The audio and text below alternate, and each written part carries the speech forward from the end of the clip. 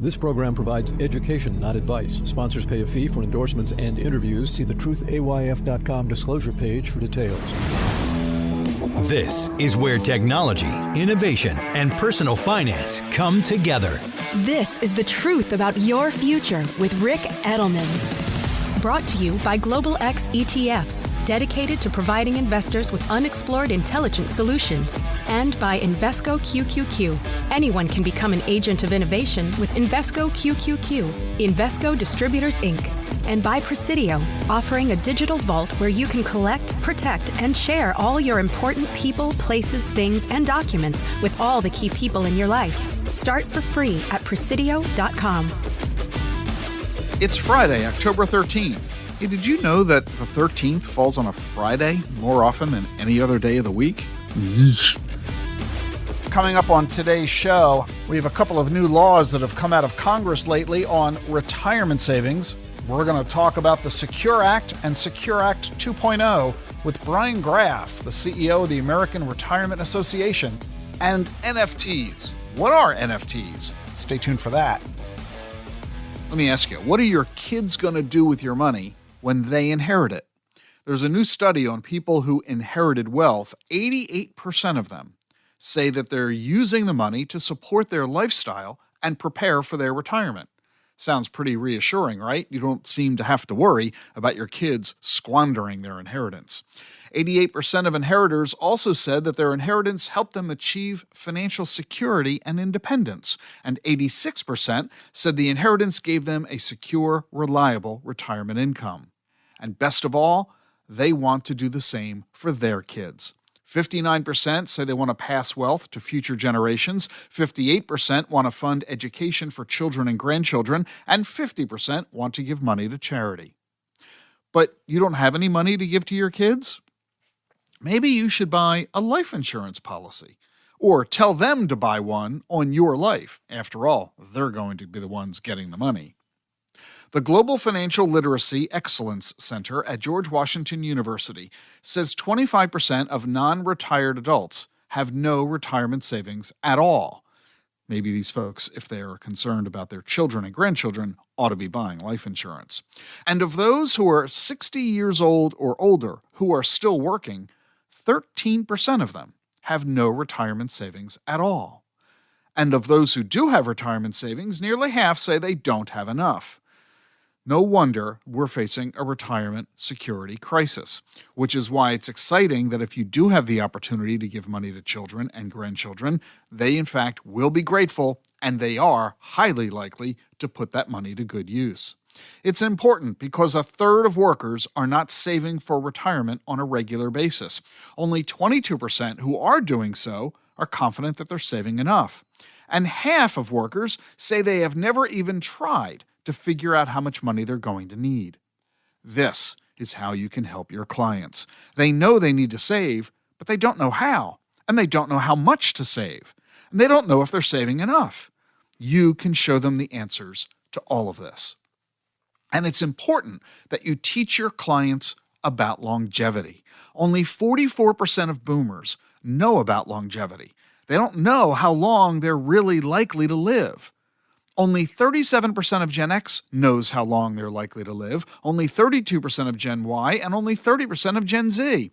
All of them, for the most part, think they're going to die in their 80s. They don't realize they're going to live into their 90s, 100s, and beyond. And this is why you need to teach them. Of those who have strong longevity knowledge, 81% of them save for retirement on a regular basis, versus just 57% who don't understand longevity. In other words, when you have strong knowledge about longevity, you're more likely to save for retirement. You're more likely to try to figure out how much you need for retirement. And that is how you can turn people into clients, and how you can get clients to increase how much money they're investing. People don't save for the future if they don't think they're going to have one. By helping your clients understand what their future is likely to be like and how long it's likely to last, you'll obtain more clients and clients who invest more money. I'm Rick Edelman. It's The Truth About Your Future. What are you doing on October 24th? Come for my new webinar. Bonds are back. That's thanks to the highest interest rates in 20 years. But are you helping your clients make the most of today's opportunities from today's bond yields? Join me October 24th. It's a Tuesday, 1 p.m. Eastern, for a special webinar that'll show you how to capture yields in today's high-rate environment with bond ETFs. I'll be joined by David Braun, the managing director at PIMCO, and we'll tell you the best fixed income opportunities that are available to your clients right now. You'll also get crucial insights into the economic outlook that you can use in your client conversations, and you'll get 1 CE credit to boot. You can register for the webinar about today's bond yields for free. The webinar is Tuesday, October 24th, 1 p.m. Eastern. The link to register is in today's show notes. Coming up next, Brian Graff of the American Retirement Association and Congress's new ways of making it easier for you to save for retirement. Stay with us.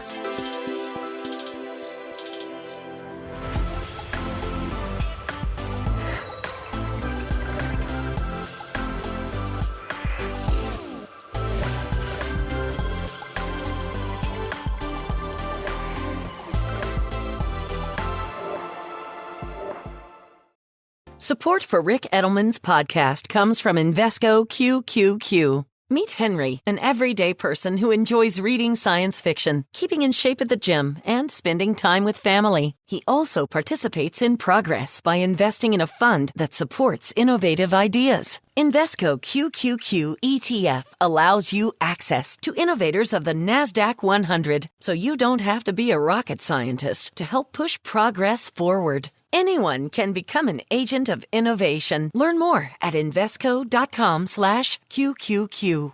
There are risks when investing in ETFs, including possible loss of money. ETFs' risks are similar to those of stocks. Investments in the tech sector are subject to greater risk and more volatility than more diversified investments. The NASDAQ 100 Index comprises the 100 largest non-financial companies on the NASDAQ. You can't invest directly into an index. Before investing, carefully read and consider fund investment objectives, risks, charges, expenses, and more in prospectus at Invesco.com. Invesco Distributors, Inc.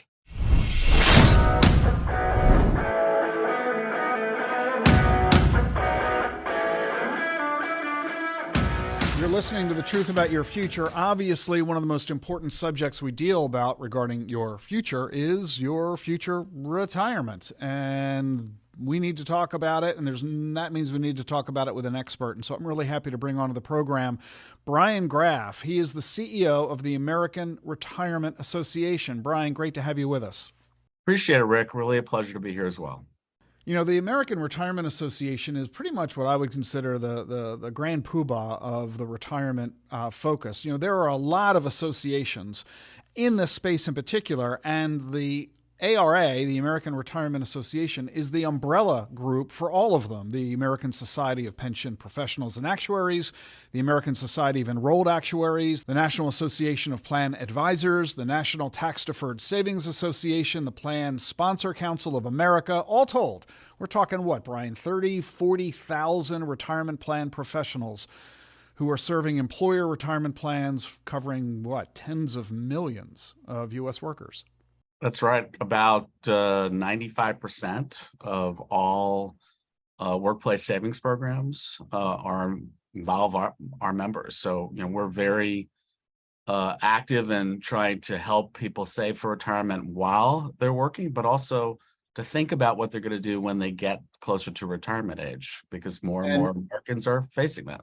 Yeah, and that's the whole deal, right? The baby boomers are in or near retirement, and we are the biggest population cohort in the country. And so retirement's in vogue. Everybody is looking forward to retirement, some with antipathy because of their lack of preparation, many out of befuddlement, not knowing what to do after they retire, and everybody wondering, how do I maximize the opportunities and complications of my retirement plan at work? So you're in vogue, Brian. You've definitely got center stage. And in the world of retirement, I want us to focus today our conversation on one particular issue, and that's the Secure Act. They've got two of them now, two laws, the Secure Act and Secure Act 2.0. These, tell me if I'm wrong, but the Secure Acts combined represent a pretty big deal in terms of Americans' ability and opportunity for saving for retirement. 100%, Rick. And in fact, you use the word in vogue. Really, the reflection of that is in politics, right? When more and more people across the country are getting close to retirement, thinking about retirement. In fact, presently, 10,000 baby boomers turn 65 every day. That's going to go up to 12,000 in 2024. So you are 100% right. There's this onslaught of people who are reaching what is, historically been the normal retirement age of 65. And of course, Congress pays attention to what people are doing and they're feeling and their concerns about. Many members of Congress, when they go home and they do their town hall meetings, it's the number one issue or, top three issue that their constituents are raising concerns about, having enough money to retire comfortably. And so that's why, you saw this sort of flurry of legislation over the last several years in a period of time. Let's not kid ourselves. It's not like Congress is breaking down the doors, passing lots of legislation. In fact, it's arguably some of the most partisan periods of in a generation in terms of congressional activity. But they've managed, given the interest in this subject, the concerns that are out there among constituents, this is like one of the few things that they are still trying to attack on a bipartisan basis, and that's why you saw these two, significant pieces of legislation. And so let's talk about them. Tell us, what is it that the Secure Act, or I should say the Secure Acts together, have accomplished? How are they affecting retirement plans and retirement planning? So I think, it's twofold. One, let's start with the accumulation phase. This is when people are saving for retirement while they're still working. There are two issues. One, making it easier for people that have access to a plan.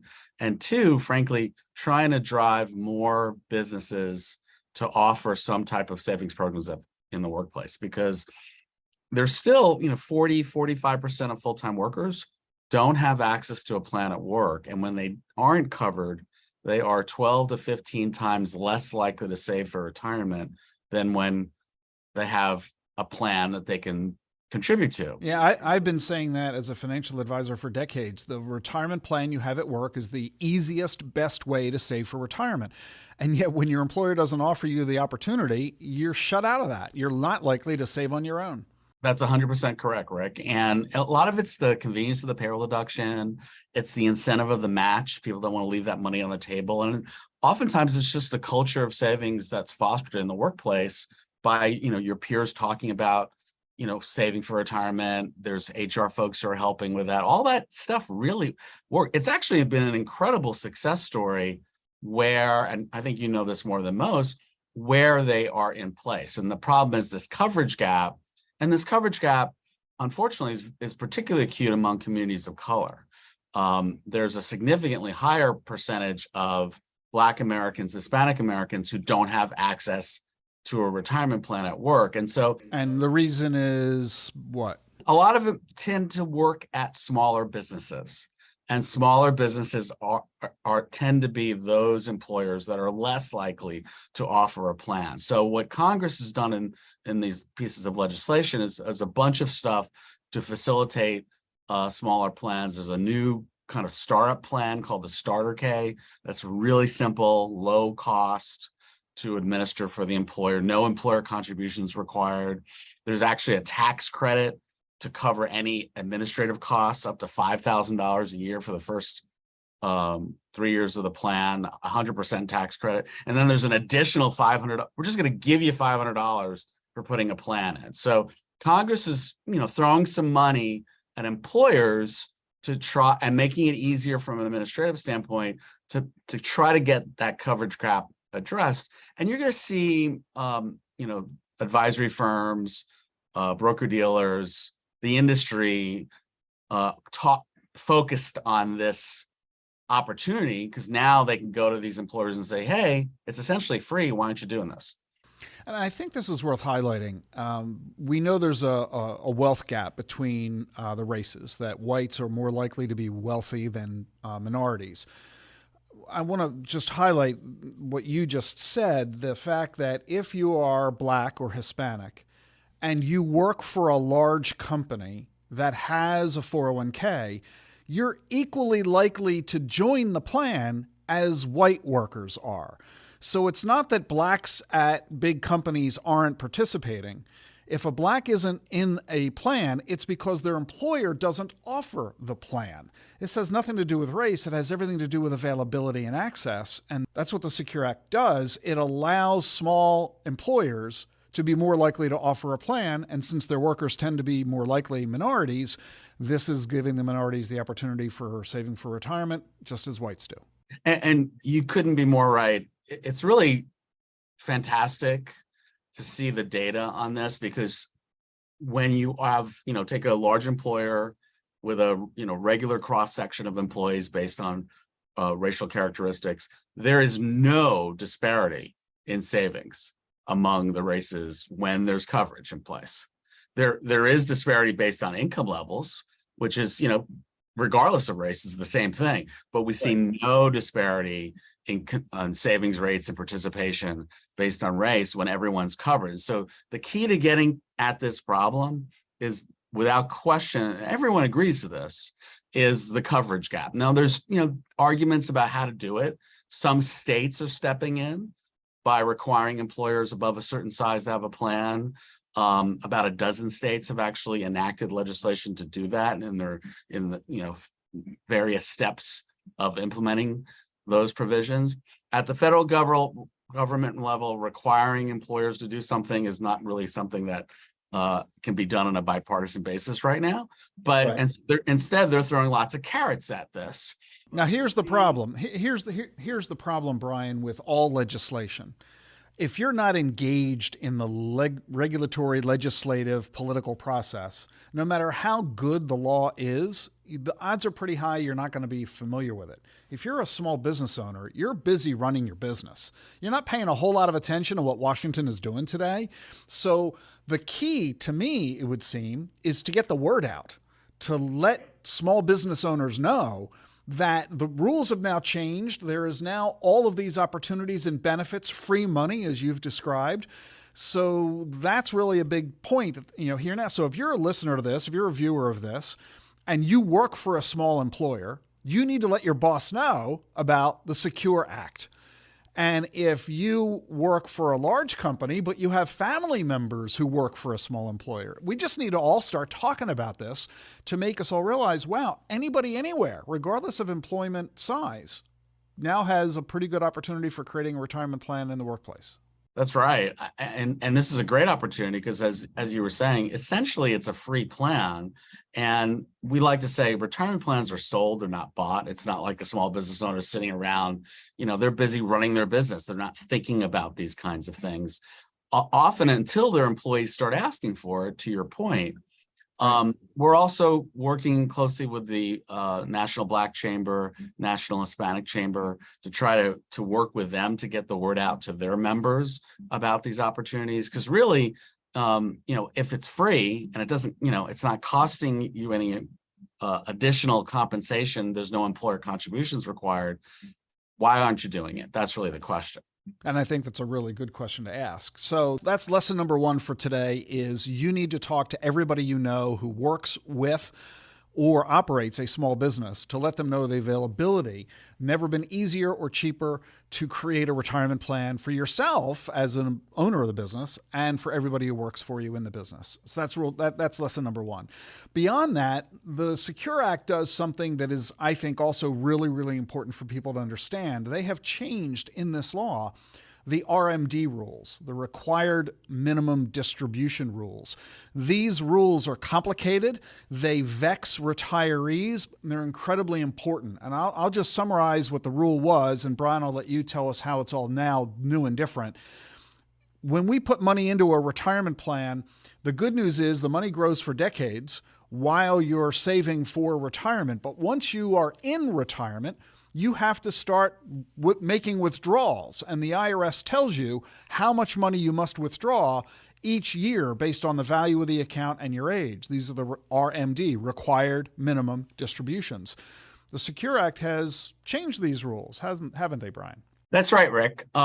So basically, and we've got kind of a simple rule of thumb with respect to these changes. And as you pointed out, really it's a reflection of the fact that life expectancy has improved in this country since the original rule was put into effect, decades ago. And people are living longer. So why are we forcing people to take money out or as at the same age when people are, over periods of time have been improving their life expectancy? The changes to the rules are intended to reflect life expectancy. To summarize, it's going to be age 73 if you were born between 1950 and 59, and then age 75, 1960 or later. Basically saying the younger you are, the longer you're going to live, and so the longer will delay you're having to withdraw money from the account. The longer you delay, the more the money will grow because it's growing on a tax-deferred basis. That's right. And, I think everyone, obviously, who works closely with Rick Edelman and his firm should know by now that the longer you can keep the money in retirement, keeping it tax-deferred, the better off you are and the more money you're going to have at the end. Now, as profound as the Secure Acts have been, Secure Act and Secure Act 2.0, I have to assume that in any massive piece of transformational legislation, there's got to be some downsides. Are there any to these laws that we need to be aware of? The thing about retirement legislation is we have this dream of simplification. But the reality is every time Congress touches anything, things do tend to be a little bit more complex. And really, it's just the way Congress is. Washington, D.C. doesn't know simple. So an example of something that's a little bit more complicated, particularly for employers, I actually think from a policy standpoint, it's a good thing. There are a lot of people who work part-time on a regular basis. And they've been doing it for years, probably because they've got family responsibilities that can't work full time. Historically, the law has said, if you don't work 1,000 hours a year, you're not going to be eligible to participate in the retirement plan. So Congress had changed that threshold to 500 hours. And I got to tell you, the rule they put in place is incredibly, ridiculously complicated. So the good news is that I think this is going to open access for employees, regardless of how many hours they work, whether you're part-time or full-time. So is there going to be a Secure Act 3.0? When you talk to people on the Hills, I think they're done with this name. They're going to probably come up with something different. I would say it's going to be a bit of a break, mostly because as I said before, there isn't a lot of legislation happening. We've definitely gotten our fair share over the last several years. And frankly, the industry really needs, and participants, savers need some time to digest this. I mean, they've already changed the RMD rules twice. They've added a new matching contribution program for to recognize student loan payments, which we're excited about. There are a bunch of compliance rules around part-time workers that I talked about that people are going to have to implement. And so I think everyone wants to sort of digest this and see how it works, get word out about these new incentives for those employers without a plan. And hopefully we'll make some progress in terms of the coverage gap before they have to, reconsider what incentives are out there and revisit this subject in Washington. So is it fair to assume that as a consumer, as an investor, that my financial advisor is well versed in the Secure Act and Secure Act 2.0, that they'll be giving me advice based on these new legislative changes? Yeah, I mean, I think that's the first place to go to is your financial advisor as you're thinking about how this impacts you, your situation, your personal family situation, your financial situation. I always say go first and talk to your personal advisor. They're the right person to help you figure out how this impacts you and how you can take advantage of it and avoid whatever pitfalls might exist. And if you're an employer of a small business and you're now recognizing for the first time, gee, maybe I ought to take a look at the opportunity to create a retirement account on behalf of my workers, where would you recommend that employer turn? Well, the opportunities for employers are probably bigger than they've ever been before. There are a lot of institutions that are now involved with offering retirement plans, both, kind of online firms that do it now, as well as your local financial advisor should also be able to help you implement a plan. It really depends on how much help you think you need.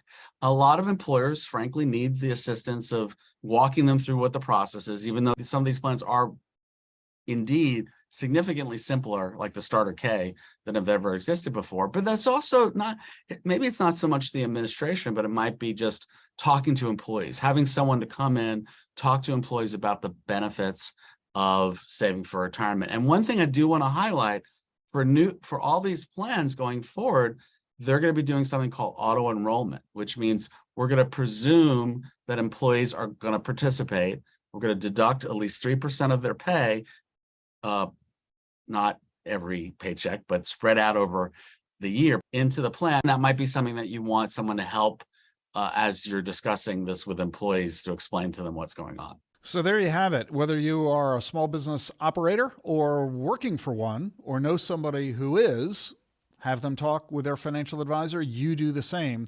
And if you'd like to learn more about the work and services that the American Retirement Association is doing, Brian would love it if you'd visit their website, usaretirement.org. Brian Graff, the CEO of the American Retirement Association, thanks so much for being with us on the show today. Thanks, Rick. Really appreciate the opportunity. Did you know Schwab offers a satisfaction guarantee? If for any reason you're not completely satisfied, Schwab will refund your fee or commission and work with you to make things right. You won't find that kind of promise everywhere, but you will find it at Schwab. It's just another way that they put clients' interest at the heart of everything they do. Learn what's included and how it works at schwab.com/satisfaction. That's schwab.com/satisfaction.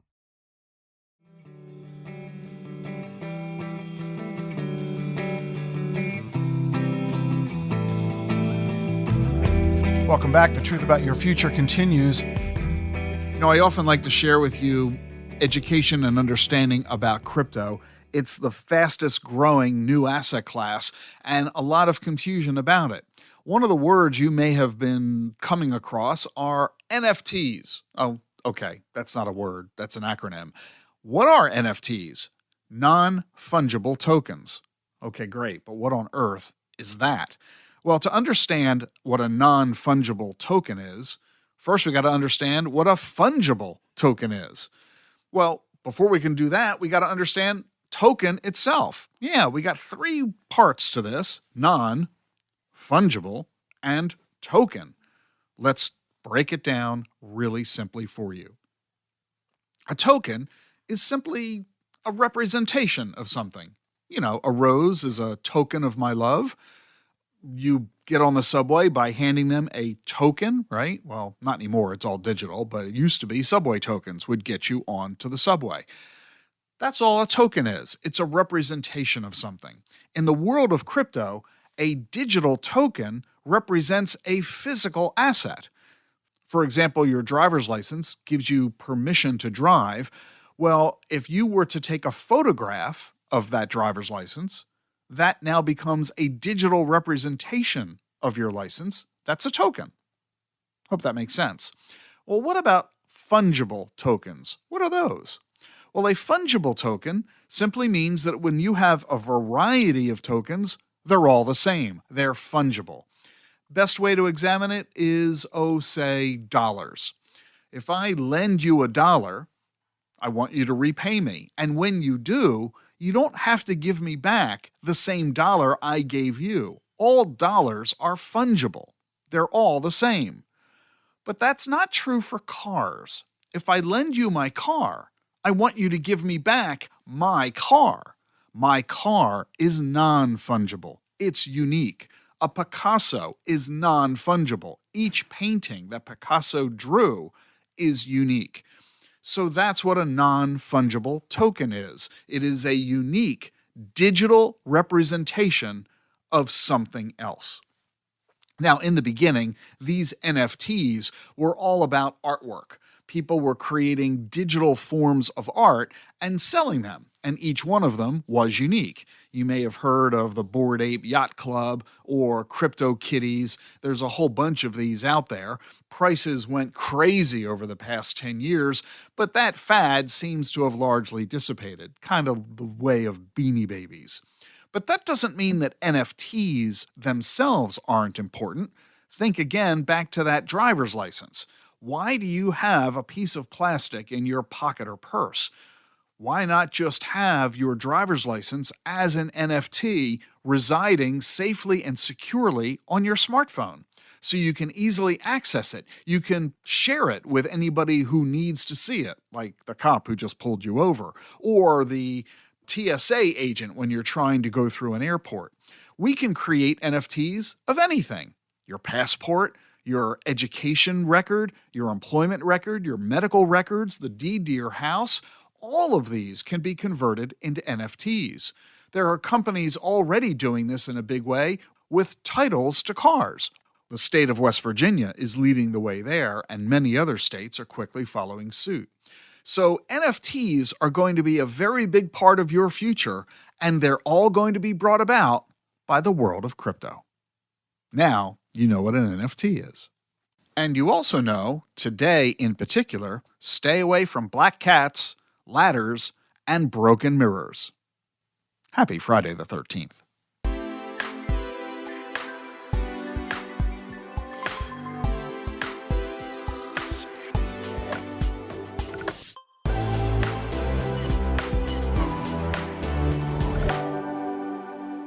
Where do you store your important documents? How do you keep track of what you have or where it is? Use Presidio, the digital vault where you can collect, protect, and share all your important people, places, things, and documents with all the key people in your life.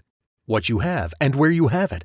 You'll always know where your valuable information is kept, and you can easily and securely share your info anytime with anyone you choose. Try Presidio free today at Presidio.com. That's Presidio.com.